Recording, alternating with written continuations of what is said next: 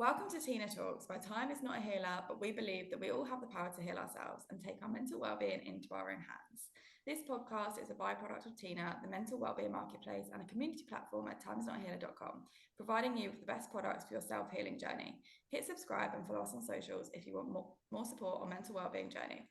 We're your hosts, Sophie and Kelsey, and this episode is all about procrastination, which is something that is very prevalent in my life right now. So we might as well talk about it whilst the topic is fresh on my mind. But yeah, I don't know about you, but I have definitely been stuck in a little procrastination loop over the past definitely 2 weeks. And Yeah. it has been very annoying because I know that it's not something that is, I am a procrastinator for sure. Like it is a prominent feature in my life, procrastination, but over the Yeah. past 2 weeks, it has been so much more prominent for various different reasons. Like I wasn't very well. I've just had a lot of things happening going on in my life, and I feel like I've definitely been stuck in little scroll holes just to try and alleviate some of the Yeah. pressure, probably. Yeah. So like typically for you, what does procrastination look like? Is it just scrolling or is there other things that it appears as? It's a couple of, there's two prominent things I think with procrastination. One definitely is scrolling, and I actually don't scroll. Like I'm not a scroller, so I know hmm that when I'm scrolling, it's some kind of like avoidance mechanism, I guess. And then the Yeah. other one is I could literally just like be trying to do something. Let's say I'm trying to like work, but I stare at my screen and I just can't piece the things together. So then I start doing something else, and it's like Yeah. I'm trying. It's like almost like the screen's like a blur, and like there's loads of things happening hmm on the screen. So then I'll just be like, right, okay, well I can't do that, so I'll just go and do something else that means like is not important or urgent at all. How Right. about So you? that's called um yeah, no, for me it's very similar. I mean, so I had read like some sort of Instagram post on this and it was about I know we were talking about it. You identified as one, but what you just described is like the busy procrastinator, right? Like having trouble to choose what to do or you can't focus. And like so then you kind of like choose another task that's best for you in that moment. Yeah. And I think a lot of people do that, right? Like we focus on smaller busy tasks that are not going to be moving the needle in our business or in our lives as much as we want. But for me, I would say, like, aside from also being a busy procrastinator, I have like revenge bedtime. I don't know if you've ever heard of Yeah, like revenge sleep. I do that. um and and then you do things during that time, right? So like for those of you who don't know what that concept is, it's like your day is so busy and it's overloaded and you're overwhelmed and you're just like, go, go, go. You're doing a bunch of things. And the next thing you know, it's 7 o'clock, your day is over, but like you still need to eat dinner. You still need to like clean up the house. You still need to do a little laundry. You have to do a bunch of things. And pretty much your time just doesn't feel like your own and you're overwhelmed. And so finally, when you do lay down at 9 o'clock, even though it's like now time for bed, you're like, oh, this is now finally my time to relax. And so you end up scrolling or watching TV. And then, like, even though you should have been asleep by 10 o'clock, you're up till 1 in the morning. Um, and for me, like, mine is TV. I mentioned this another. I love TV, and so I'll procrastinate with TV, but because I need my sleep, for me, I'll try to lay down, but because I'm having that revenge bedtime, whatever, it's hard for me to fall asleep. Like my brain is still going a mile a minute and then just like it pushes everything, right? Like then the next day you wake up a little bit later, you're slower in your movements, you have a shorter workout or you skip the workout and like I don't know, procrastination sucks. It really does, because it's like you just feel like you know that there's so much more that you could be doing, and you're like stuck almost. It just feels like you're a Mhm. bit stuck. And Yeah. sometimes you're conscious of it, sometimes I think you're unconscious of it. Unfortunately for me, I'm a very self-aware person.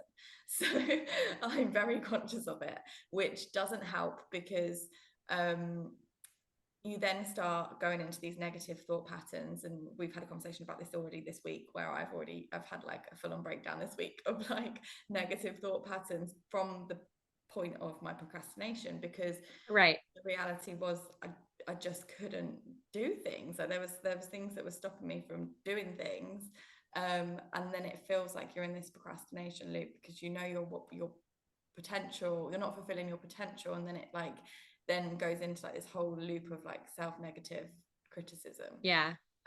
which is not fun either. But I think sometimes being self-aware of like your procrastination is a blessing and a curse, because one, you can try and actively make steps to change what's going on for you, but also it's the most frustrating thing in the world.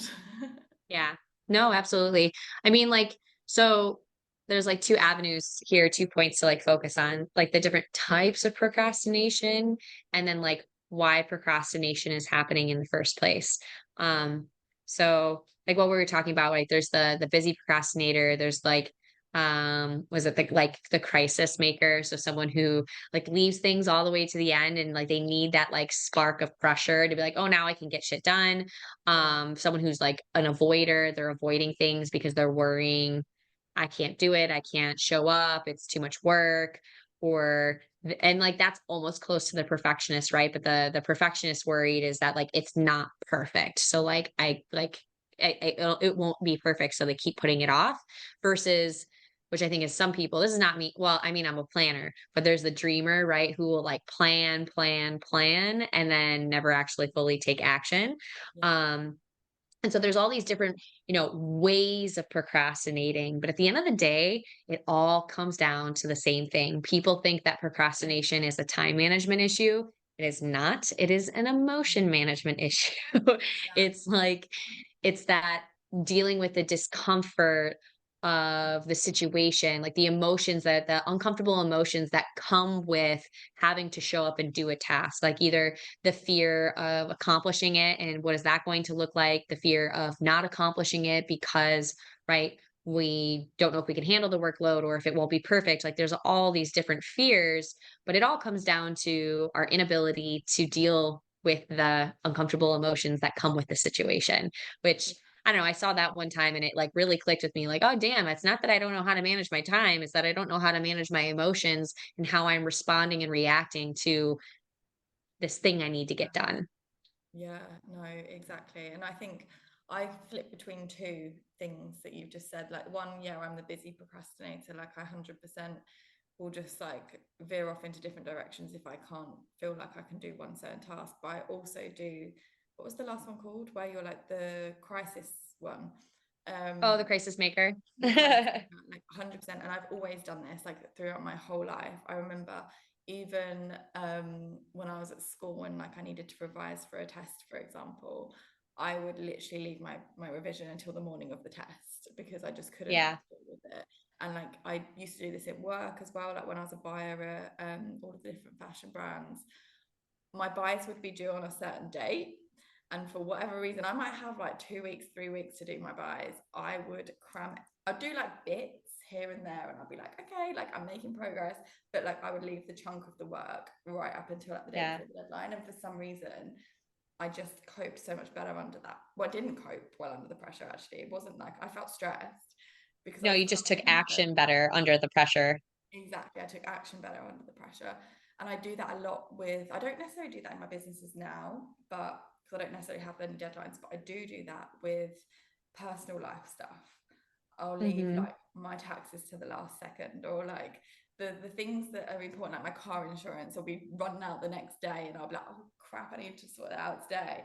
Like there'll be things Yeah. like that like I leave to last minute, and it's, I find that strange because it's like, well, what emotion am I trying to avoid there? Or like, what am I trying to avoid in that position? Well, I mean, if I think about it, like, so with taxes, right? Taxes are, I don't know. In the UK, it's different. That in America, we get kind of done taxes because, like, it's like here, there's all these guides and rules that you have to follow, but we're not going to teach you how to follow any of them. And if you mess it up, you get like a huge charge and fine against you. But I think like it's still a complicated process in and of itself. So it's just like difficult to manage. And then it's like, oh, what if I'm gonna have to pay back all this money? Or like maybe I filed it wrong and then like I'm gonna have to make up for that. And so there's like the fears around that situation of like not doing it correct and then getting a like a penalization afterwards, which I think that's a word. I don't know. What was the other one that you said about something with your car? like just life admin, like, you know, like car insurance, Yeah. or like an insurance is due, or like a bill needs to be paid. I'll leave it to the Yeah. last second that I need to pay it to do it. Yeah. A lot of that I think comes around like money fears, right? Like it's either money fears or like this is like a bureaucratic bullshit task that we have to do that it takes it's a different type of brain power, right? It's not like something we're used to doing. So we Yeah. have to like go and figure out, okay, how do I get my car insurance? Like, oh, I've got to research all these things. And it's just things that we're uncomfortable with. And it's like, what if I make the wrong choice? And then I have to paying like a huge premium for my insurance. And then it's associated with like losing out on money. And it's like, oh gosh, I'm already, struggling with money, or I don't want to lose out on money. We have a fear of, being poor or whatever it is that comes with that and not being able to take care of ourselves. So I think it goes into some like deep, deep roots. Definitely. I think a lot of it, like I've noticed particularly, I think I've come to quite a lot of like realizations around mine over the past couple of weeks. And a lot of it is to do with some underlying fears that like consciously I'm not necessarily scared of, but clearly my subconscious has something in there that's triggering something. Yeah. And it's all like a lot of subconscious stress or subconscious anxiety, subconscious fears around certain things in life. And then it presents as procrastination, I guess. Yeah. Yeah. Yeah, definitely. I mean, we're so overloaded every day already with just like what we get bombarded with from social media, from the news, from oh, not only do you have to like go to work, you need to like make sure you're eating quality meals, which means that you need to be cooking more so than going out to eat. Oh, you need to be managing and budgeting your money so that you aren't like living out on the streets, right? Like there are so many things that you have to do in a day to like take care of yourself as a person. I need a shower. I need to work out. I need to write my meals. I need to plan and eat my meals. I need to show up at work and do the things that are expected to be there. And if, you're running your own business, your work never really ends. So then you're like taking that shit home with you. And it's just like a whole day of so many things that it's just overwhelming. So I think sometimes, like, even if there isn't a deep seated fear, we're kind of burnt out as a society, and it makes sense that we procrastinate on a lot of things Yeah. that we're just like, I just can't deal with this right now. I know. It's yeah, it's but do you think there's a way to like ever get rid of it? Like, do you think that there's a way to stop Like, procrastinating, or do you think this is just part of life and like you just have to grow with it? I think absolutely. No, I do. I think that I know this is probably like not the answer most people want. And the only reason I'm going to say this is because of one, working the psychology field and the experience that I've had there, but also my own personal experience. But stopping procrastination really comes down to the two things: figuring out how to cope with the uncomfortable emotions, like in a healthy yet like quick way. And then the mindset that you have around the whole situation, right? Like, so today I'm a little bit cranky and my mind is like, F the world. I don't like, procrastination is what it is. We're all overwhelmed. The world is doomed. We're all burned out. Like that's how I'm feeling today. But that will affect how I show up in my work, and I'll probably procrastinate more on things, right? But if I'm being mindful of the way that I think about it, it can shift that overall. So right, like with lately I've been very overwhelmed with my workload between, Tina slash my own business and trying to manage my life and everything around that. And I had a conversation with my partner the other day, and I was like, so I'm going to decide. I was thinking about my previous year where I had quite a bit of work. I tripled my revenue in my business, but I did not feel the way that I feel now. Like I had my moments of overwhelm and busyness or whatever, but I didn't feel like the really heavy overwhelm, which, contributes to procrastination in other areas and things of my life. And so I was like, I'm going to decide that I'm actively slowing things down. Yeah. Work is going to be there. It's not going anywhere. So what? It means that I'm getting it done in a slower fashion rather than getting it done all right away. I'm one person. I don't have that bandwidth. So I'm going to actively choose to slow things down, which means I'm ending work at 5 o'clock. It means that I'm going to be traveling in Latin America again in a few months. So, right, like I'm studying Spanish again. Like I'm choosing to do more leisure items outside of just being honed in and focused on work. And like I can feel just that mindset shift and making that decision. I can feel how it translates across to my daily work and like what I'm feeling and showing up and doing the work that I need to do. And it's like, well, I'm just going to do this one task. I'm going to show up and do it rather than like getting overwhelmed and pushing everything off and then like overloading myself even more. And Yeah. so I think that's like one aspect is the mindset. And the other one is really, you know, dealing with the emotions, which, right? Like our system is so broken. We're not taught how to deal with uncomfortable thoughts and feelings. And it really comes down to like stopping procrastination really comes down to getting aware of your thoughts, letting yourself feel your emotions, figuring out how to reground in the present moment, planning what you need to, like prioritization and organization and having like proper plans, and then simplifying it all. Rinse and repeat, baby. Like that's kind of what it comes down to. There's no magic pill or magic solution to start. No, there's not. There's not. I think you're right. I think because I can sense this for myself in times where I have had this come up multiple times, and like I can sense that as soon as when I'm in my more mindful phase, I can just Yeah. deal with anything and like it's all good. Yeah. Whereas when I have a lot of things happening at once, a lot of things that lead to obviously the overwhelm, and then like you say, you might wake up in a bad mood or whatever, then it's like I just can't cope with it. So then it is obviously just clearly like an escape mechanism in some ways, just to like cope with the things that are going on. But I think one of the things that definitely helped me was understanding like habits and like things that I needed to have in my life to keep me on this like neutral emotional Yeah. playing field. Um, things like what we talk about a lot, like breath, like having 5 minutes of breath work in my routine, not looking at my phone like until I've done two things in the morning, and making sure that exercise is in my routine, because I can tell that like I am doing some of those things at the moment, but the exercise bit isn't in my routine at the moment because I just haven't got time. And that is something that I know that I need to incorporate back into my routine, because it is Yeah. going to help me with everything else. And I think there's the 2 day rule, isn't there, with habit building? It's like they Yeah. say you should never miss 2 days of completing a habit, because then you lose the habit. And actually, if you can stick to the habit for at least, what is it, 21 days it takes to build a habit, I believe.